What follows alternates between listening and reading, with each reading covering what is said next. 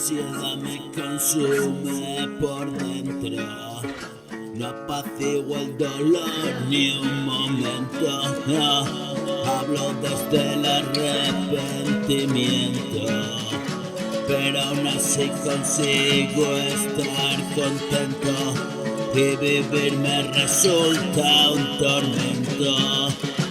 Y morirme mañana lo siento, y sentir en la cara el viento y dejar pasar rápido el tiempo, y lentamente me duermo, poder conciliar el sueño y estrepitosamente despierto, y como en una nube me siento y velo regreso a los infiernos, y me pierdo en pensar demasiado y me quedo tan quieto y parado, y me cuesta estar en movimiento, y me salva otro día tu aliento, y cada mañana me arrepiento.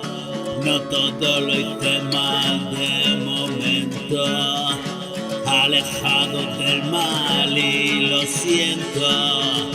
Los muchachos están a otro cuento, mientras tanto yo escucho en silencio que tengo que decir y lo intento.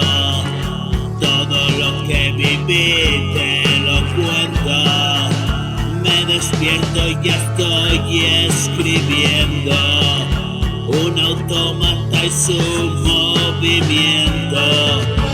Una máquina más y un momento.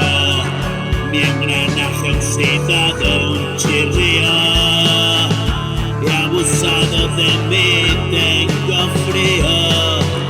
Y otro canto se va, un silbido, que se pierde una noche de líos. Habla mi corazón dolorido, del futuro ya veo el camino.